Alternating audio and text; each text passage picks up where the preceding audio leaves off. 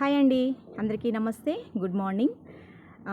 పెద్దలు మనకి చెప్పిన మాట ఏంటంటే, పెద్దల మాట చెద్దన్నం మూట, లేదంటే పెద్దల మాట పెరుగన్నం మూట. ఇవి పెరుగన్నం ఏంటి, చెద్దన్నం ఏంటి, పెద్దలు ఏంటి అంటే, పెద్దలు అనుభవాన్ని బట్టి వారు ఎన్నో సమస్యలను ఎదుర్కొని మరి ఆ సమస్యలకు పరిష్కారం అనేది కనుక్కొని ఏ సమస్యకి ఎలాంటి పరిష్కారం దొరికిద్ది అన్న ఒక ఆలోచనతోటి పెద్దల మాట వినాలి. చెద్దన్నం మూట. ఇప్పుడంటే అన్ని రకాల వెరైటీ ఆహారాలు వచ్చేసినాయి. కానీ అప్పట్లో ఉదయకాలమునే రాత్రి మిగిలిన అన్నాన్ని ఉదయాన్నే మజ్జిగేసుకోనో లేకపోతే పున్నీళ్ళు పోసుకోనో, చాలామందికి పున్నీళ్ళు తెలియదు కదండి. పున్నీళ్ళు ఏం కాదు, మనం గంజి వారుస్తాం కదా, ఆ గంజిని మట్టి కుండల్లో పోసి కొంచెం ఒక చెంబు వాటర్ పోసేసి ఒక నైటు 2 రోజులు అలా ఉంచేసామంటే పులుస్తాయి అన్నమాట. అంటే అందులో సి విటమిన్ వస్తుంది. సో కాబట్టి అందులో B12 కూడా ఉంటుందండి. అయితే మా చిన్నప్పుడు ఎక్కువగా పున్నీళ్ళ కుండలు ఉండేవి అన్నమాట. దానికి ప్రత్యేకించి మంచినీళ్ళ కుండలు ఎలాగుంటాయో పున్నీళ్ళ కుండలు కూడా అలాగే ఉండేవి. అయితే అప్పట్లో పాలు కొని పెరుగు పెట్టుకునే స్తోమత అందరికీ లేదు. కాబట్టి అన్నం ఉంచుకున్న గింజ నుంచే వాళ్ళు ఒక మంచి ద్రవ పదార్థాన్ని తయారు చేసుకునేవారు. అయితే నేను కూడా తాగాను. పున్నీలు చాలా బాగుంటాయి, పుల్లగా చాలా బాగుంటాయి అన్నమాట. అయితే అవి పోసుకొని చెద్దన్నం తిన్నప్పుడు కడుపు చల్లగా ఉండేది.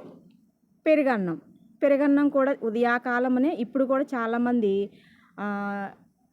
అంటే ఓల్డ్ ఈజ్ గోల్డ్ అన్నారు కదా, అది కాబట్టి పెద్దవాళ్ళు పాటించిన పద్ధతులే చాలా మంచివి. కాబట్టి తిరిగి మరలా ఇప్పుడు అందరూ ఉదయాన్నే మజ్జిగ అన్నం రాత్రి నానబెట్టుకొని మళ్ళీ ఆ ఆహారాన్ని తింటున్నారు. లేదు, రాత్రిపూట పెరుగన్నంలో అంటే అన్నంలో పెరిగేసేసి తోడేసేసి మరి చక్కగా ఉదయాన్నే ఆ ఆహారాన్ని తింటున్నారు చాలామంది ఇప్పుడైతే. అలాంటిది ఎందుకు తింటున్నారు అంటే, మన పేగులు ఆహారం మనకి జీర్ణ వ్యవస్థ బాగా సరిగా ఉండాలంటే వాటికి మరి తీపి, పులుపు ఇవన్నీ ఎక్కువ మోతాదులు వేస్తే అది పనిచేయదన్నమాట. దేవుడు మనకి ఎలా పెట్టాడంటే, మనకి న్యాచురల్గా తింటే ఆ పేగులు సహజసిద్ధంగా ఉంటాయి, లేకపోతే అవి కూడా రిపేర్ వస్తాయి అనేది దేవుడు పెట్టాడు. సో కాబట్టి ఎంత రిపేర్గా ఉన్న పేగులైనా ఒక నెల రోజులు మజ్జిగన్నం తినండి, ఒక నెల రోజులు పెరుగన్నం తినండి, తిరిగి మరలా మీ స్టమక్ అనేది, మీ కడుపులో పేగులు కూడా తిరిగి మరలా వాటిని అవి రిపేర్ చేసుకుంటాయి. మనం చేయాల్సిన పని లేదు. మనం చేయాల్సింది ఏంటి, చెద్దన్నం, పెరుగు, మజ్జిగ, ఈ కొంచెం అరటిపండు ఇలాంటి మనం తీసుకోగలిగితే చక్కగా మన బాడీకి మంచి మన తిరిగి మరలా మన బాడీ సెట్ అవుతుంది అన్నమాట. దేవుడు అలా క్రియేట్ చేశాడు మన బాడీని. ఇంకోటి ఏంటంటే, ఇప్పుడు ఎక్కువగా పిల్లలకి ఒబిసిటీ వచ్చేస్తుంది. నేను చాలామందిని గమనిస్తూ ఉన్నప్పుడు ఒబిసిటీ ఎక్కువ వచ్చేస్తుంది. కారణం ఏంటి అంటే, బిర్యానీలు, ఎగ్ బిర్యానీ, చికెన్ బిర్యానీ, లేకపోతే కుండ బిర్యానీ, బొంగు బిర్యానీ, ఇంకా రకరకాల బిర్యానీలు వచ్చేసినాయి. హైదరాబాద్ బిర్యానీ, ఇంకా రకరకాల బిర్యానీలు వచ్చేసినాయి. అవి తినే కొంది ఏంటంటే,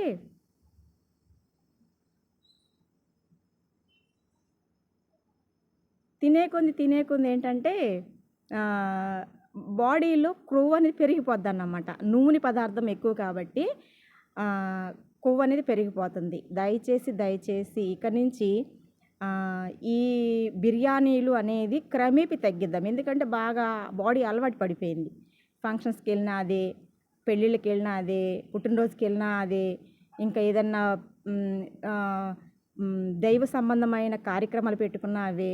అయితే అన్ని చోట్ల కాదండి, కొన్ని చోట్లే.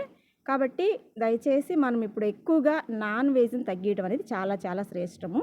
తర్వాత వచ్చేసి ఆయిల్ ఫుడ్ అనేది తగ్గించడం చాలా చాలా శ్రేష్టం. కాబట్టి దయచేసి మీ పిల్లలకు ఆస్తులు ఇవ్వకపోయినా పర్లేదు, మంచి ఆరోగ్యం ఇవ్వండి. సో కాబట్టి ఆరోగ్యమే మహాభాగ్యం అన్నారు పెద్దలు. కాబట్టి పెద్దల మాట చెద్దన్నం మూట.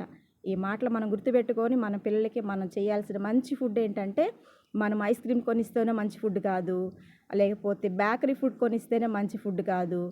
మనం ఇంట్లో తయారు చేసిన ఫుడ్ ఏదైనా కూడా చాలా చాలా బెస్ట్ అన్నమాట. సో కాబట్టి ఆ బెస్ట్ని మీరు మీ పిల్లలకి అందిస్తారని నేను ఆశిస్తున్నాను.